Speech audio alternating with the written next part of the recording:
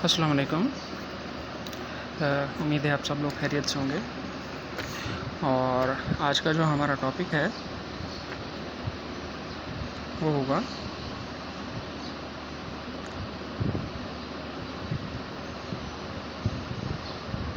Venn diagrams.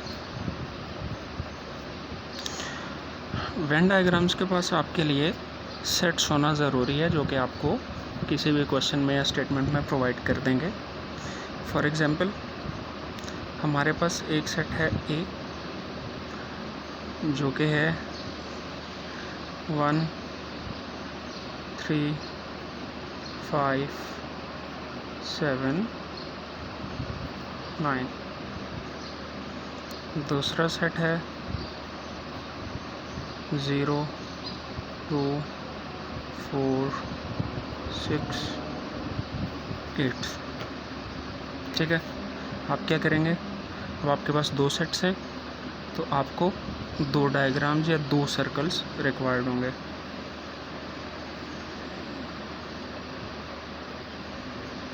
ये जो हो जाएगा ये ए को रिप्रेजेंट करेगा,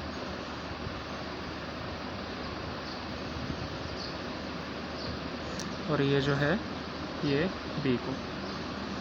अब ये जो नंबर हैं ये आपने इन सर्कल्स में सर्कल की शेप में लिख लेना है।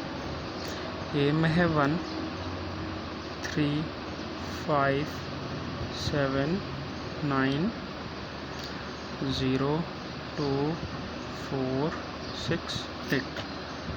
अब ये जहाँ पे ये सर्कल एक दोनों को क्रॉस कर रहे हैं, इसमें ये वाली जो स्पेस है इसमें आप सिर्फ वो नंबर लिखेंगे जो कि ए सेट में और बी सेट में सेम है। यहाँ पे हमारे पास कोई भी चीज़ सेम नहीं है तो हमने यहाँ पे कोई भी नंबर नहीं लिखा। अगर इसमें फॉर एग्ज़ाम्पल 10 होता, जैसा कि अगर मैं लिख दूँ यहाँ पे 10 और यहाँ पे मैं लिखता हूँ 10, तो ये जहाँ पे ये दोनों एक दूसरे को क्रॉस कर रही हैं इसके बीच में हम लिख देंगे 10। ये चीज़ बता रहा है कि ये 10 जो है दोनों में कॉमन है। अब फॉर एग्ज़ाम्पल पहला क्वेश्चन मैं आपको कहता हूँ कि ए यूनियन बी। यूनियन का मतलब हमेशा ये होता है कि ए और बी के सेट्स को दोनों को आपस में मिला के लिखा जाता है। तो आपने बेसिकली इनको शेड करना है। ए यूनियन बी, यूनियन में हमेशा ए और बी के सेट को आपस में हमेशा से मिला के लिखा जाता है। तो ए का सेट ये है, बी का सेट ये है, और इसमें क्या हो रहा है? यूनियन हो रहा है। यूनियन में क्या होगा कि ए के सारे एलिमेंट्स लिखे जाएंगे और बी के। अब वेन डायग्राम में हम उसको लिखेंगे नहीं, हम इसको ऐसे शेड करके बताएंगे। तो हमने इसको ऐसे शेड कर दिया। शेड का मतलब ये होता है कि ये वाले एलिमेंट सारे के सारे लिखे जाएंगे। हमने ए को भी शेड कर दिया और बी को भी शेड कर दिया। अब इसका क्या मतलब है कि ए के भी सारे एलिमेंट्स लिखे जाएंगे, बी के भी सारे एलिमेंट्स लिखे जाएंगे। ये था हमारे पास ए यूनियन बी का। अब फॉर एग्ज़ाम्पल हमने दोबारा सर्कल बनाया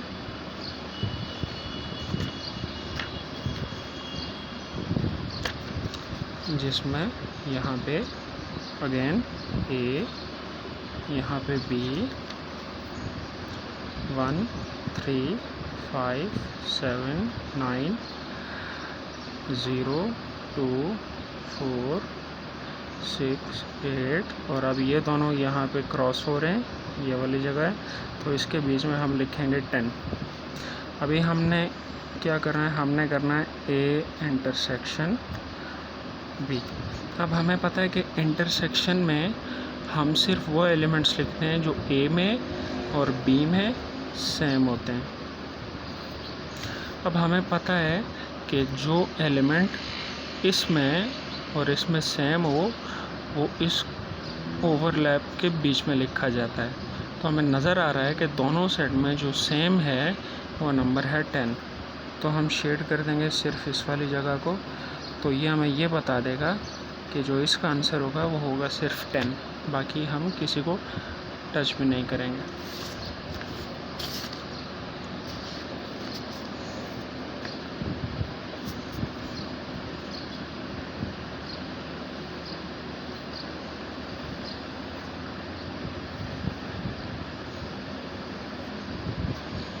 Again, A, B, 1, 3, 5, 7, 9, 0, 2, 4, 6, 8 और यहाँ पे 10, क्योंकि 10 जो है वो B में भी आ रहा है और A में भी आ रहा है। अब यहाँ पे अगर हम ये लिखें कि A minus B, A minus B का मतलब है कि इस ए के पूरे सर्कल में से जो बी के एलिमेंट्स हैं वो आपने निकाल देने। तो ये जो पूरा जो ए का सर्कल है इसमें बी का कौन सा एलिमेंट आ रहा है या बी का कौन सा एलिमेंट आ रहा है? 0 नहीं आ रहा, 2 नहीं आ रहा, 4 नहीं आ रहा, 6 नहीं आ रहा, 8 नहीं आ रहा, बल्कि 10 आ रहा है, क्योंकि 10 ए में भी है, 10 बी में भी है। तो हमने क्या करना है, हमने पूरे ए के जितने भी एलिमेंट्स हैं इसमें से बी के एलिमेंट्स को निकालना है। तो यहाँ पे हमारे पास 10 जो है वो यहाँ से निकल जाएगा। ये तो वैसे ही निकल जाएंगे ना, इनकी तो ये तो वैसे ही माइनस हो जाएंगे इसमें से, ए में से। और 10 भी जो है अब क्योंकि वो भी बी में आ रहा है तो वो भी इसमें से माइनस हो जाएगा। तो हमारे पास पीछे जो बचेगा वो बचेगा सिर्फ ये। हमने शेड सिर्फ उस जगह को करना है जो नंबर हमारे पास पीछे लिखने के लिए बचेंगे, बट हमने लिखने नहीं है, हमने उसको सिर्फ शेड करना है ये। तो ये चीज़ ये बता रही है कि सिर्फ ये इसका a माइनस बी का आंसर होगा। दोबारा कर लेते हैं इसको। अब इसमें हमने लिखा a, फिर हमने लिखा b, 3, 5, 7, 9, 4, 6, 8 और यहाँ पे 10, क्योंकि ये दोनों में आ रहा है। अब हम कर रहे हैं b माइनस ए। अब हम ये चाह रहे हैं कि b के जितने एलिमेंट्स हैं, ठीक है, b का सर्कल ये रहा, कि b के जितने भी एलिमेंट्स हैं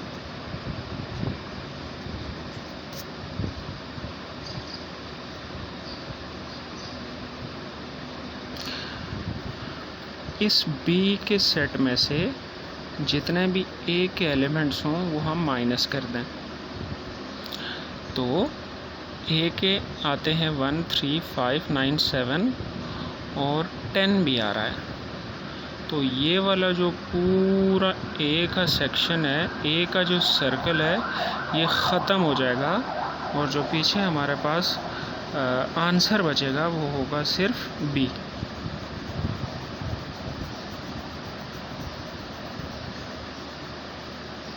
बिल्कुल इस तरह से हमारे पास वेन डायग्राम की प्रेजेंटेशन होती है।